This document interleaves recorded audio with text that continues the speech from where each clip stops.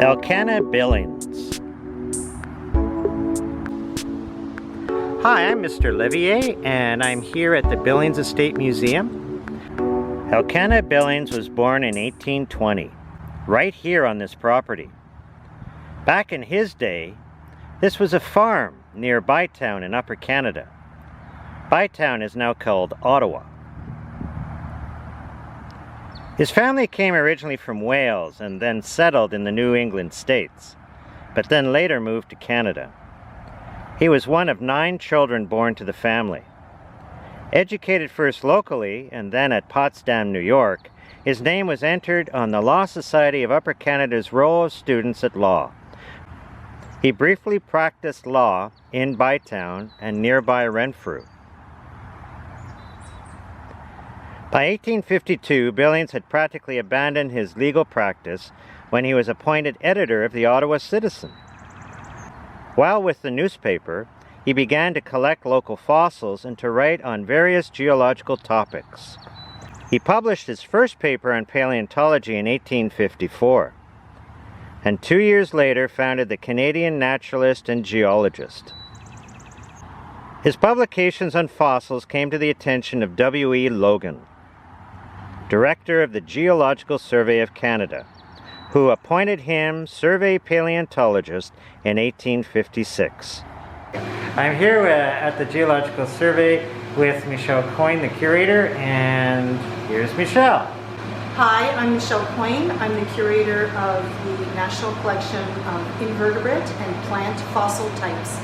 This collection is housed in Ottawa, and it's part of Natural Resources Canada Department of the Government of Canada. This collection is very important. It's a very old collection that's from the very beginnings of the Geological Survey in 1842.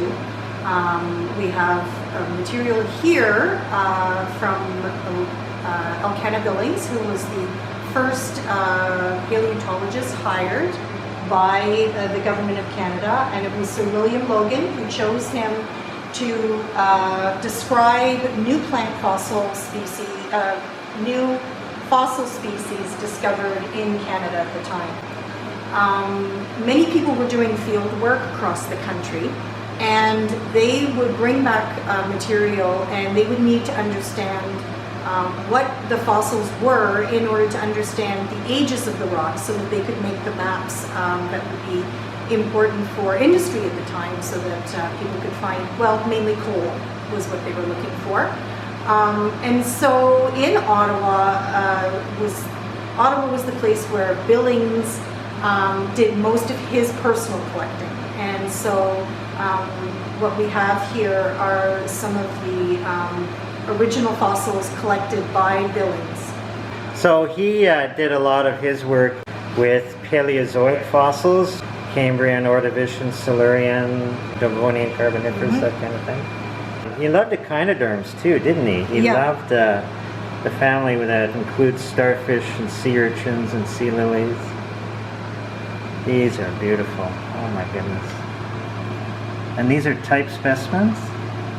Yes, these are type specimens. So type specimens are the original specimens that are described in the scientific literature, against which all other paleontologists will compare finds that they make, and then they can make determinations of equivalent ages of rocks across geographic areas.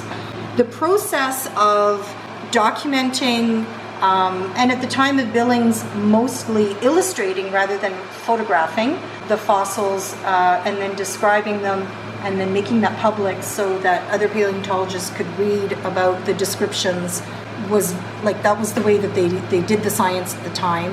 It was all about systematics, and it was all about describing species and trying to put them into the biological tree of life that they were developing at the time.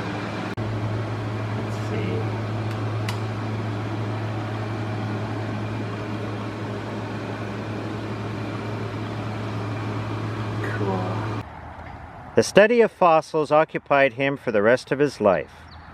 Like many other original thinkers, Mr. Billings was entirely self-taught in natural history. We have here some examples of some of the black shale that Mr. Billings would have collected. And in this black shale, rich in fossil material. Strangely enough, this shale would eventually be called the Billings Shale.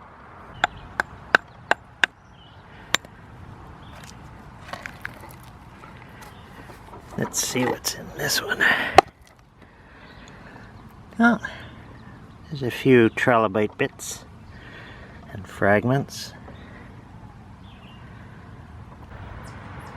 Here's a beautiful example of a fossil in the Billings Shale. This is a Pseudogigites trilobite, and I didn't even have to break the rock open for this guy. He was just on the surface. Beautiful specimen.